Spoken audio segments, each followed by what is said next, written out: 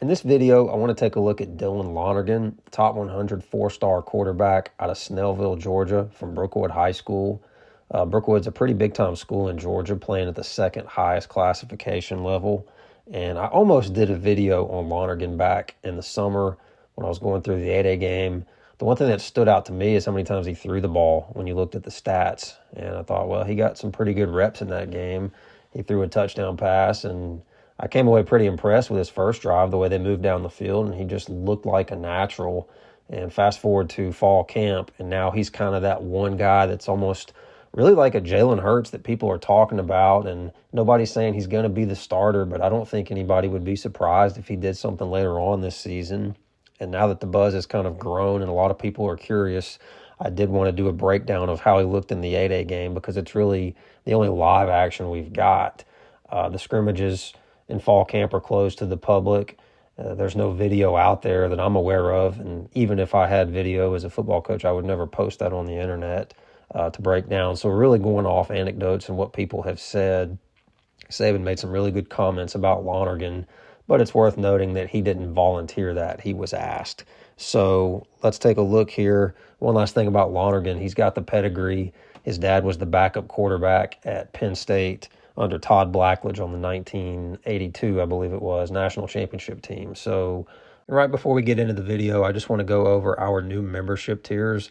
For our existing subscribers, there's nothing you have to do. Our content's not going to change, and it's not going to cost anything, but this is an added bonus and a way to say thanks. And also just something that a couple of you have asked about. So our first Crimson tier will give you early access to some of the videos that we put out before we release them on the channel. And also you'll get some priority input on some of the content that we put out. So a lot of times people ask, hey, can we do a video on this, or can we see this?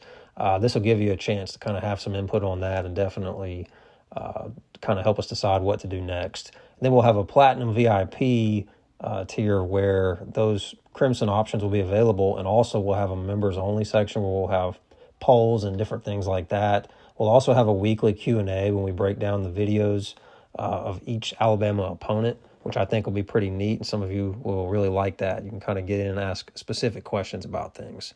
But let's take a look now at Lonergan and his 8A performance. So Lonergan gets in the game here early in the second quarter, and he's out there with the second group, the red. First play, we got a play action and just a little out about 10 yards down the field.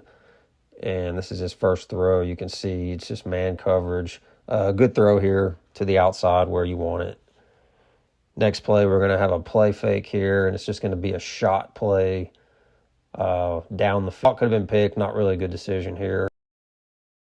Now we've got 4th and 1, same drive, and the receiver is going to run over the middle, kind of a little pick on the linebacker who's in man coverage, and the running back is just running to the C on this play. A good little chunk play. Next play, we're in the red zone. This is the touchdown pass to Haynes, and you'll notice the tight end kind of runs a little out, and both of the linebackers highlighted flow with him, leaving the middle of the field wide open. This is a bust by the defense, but Lonergan sees it. Little quick pass to Haynes. Nothing special, but again, you can see the angle route by Haynes just getting open and gets it in. Easy pitch and catch. Here we've got an RPO on the next drive. This linebacker in yellow is in conflict, so the quarterback is going to be reading him because he's got run and pass responsibilities. So you can see he takes a step in, kind of pauses. The little quick out is there. So again, Alabama's not going to change their offensive scheme. They're going to do what they do with Tommy Rees. Next play, we're going to have a deep crosser down the field. The slot and the X receiver are going to run and cross down the field. Lonergan makes a good read. Just throws too high for Prentice. A little off there. Next play is going to be a shot play. The receiver at the bottom of the screen is going to be running a go. And this is actually a really good throw to the outside, exactly where you want it. But there's pass interference, so the receiver can't make a play. Next play here, we've got a smoke route at the top of the screen, so that means the slot receiver is typically going to block the corner, but really he's going to block who's known as the most dangerous man that can blow the play up. So in this case, the highlighted player, he could block him because the corner bails, as you'll see. The outside receiver smokes underneath. The main thing is the ball needs to come out a little bit sooner if you're going to throw a quick smoke. I would have at least given the receiver time to make a play. No less. Here we are, second down. All three players have a deep hitch route at about 8 to 10 yards. So on this play, you can kind of see Lonergan's probably taught to read which corner's playing the softest or where the biggest cushion in. So it's going to be one of the bottom two receivers. And you can see he actually throws the ball really good location there because his receiver can catch the ball. And now it's 3rd and 3, so they got most of it. So now they're going to come back on 3rd and 3, and you've got your X receiver at the top running a quick little out, and your slot receiver is also running a quick little out. So here, it's kind of the same thing. If you're playing man, you can kind of read which matchup you like. And Lonergan looks to the top. I don't know if he's looking the safety off or he just doesn't like the look. He comes back and throws over the top, and this is not a good throw. It should have been picked. Next play, we've got a mesh here between the two tight ends. And the tight end at the bottom of the screen crosses with the other, and he settles in between the two linebackers highlighted. Now you'll see the ball's a little off. The tight end does a good job here on the replay. He's supposed to shuffle right here away from the backer that's closest to him, and Lonergan just misses. Next play, we come out here, and pass protection just fails. It's a sack. Next play here, Lonergan takes a shot. I don't think this is a bad throw, just a shot.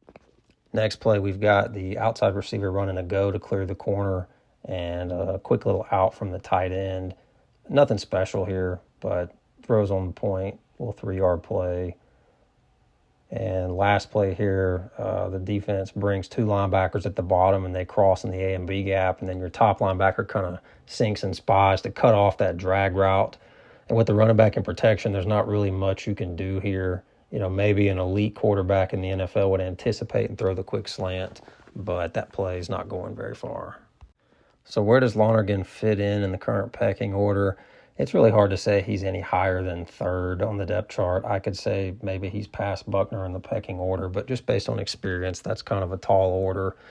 And again, I'm not saying Lonergan can't play and contribute this season. I just don't think he will in the first few games of this season. Jalen Hurts did it, so, there's nothing to say for sure he can't. He came from a big-time program, and he seems like he's got some good skills. And remember, this is the 8A game. This is just after he enrolled for a couple of months, so he's been in the program all summer. We don't have film from what he's done in fall camp, so the strides that he's taken, we just kind of have to use our imagination here. I think the best-case scenario for him is he gets some reps midway through the season and he takes over. I'm by no means predicting that, but you have to kind of look at the wide array of outcomes. And with the quarterback room this year, I don't think it's short on talent like some people outside of Alabama think. I think it's just there's a lot of guys that could get the job done when the season starts. So let me know what you guys think in the comments. Don't forget to like and subscribe.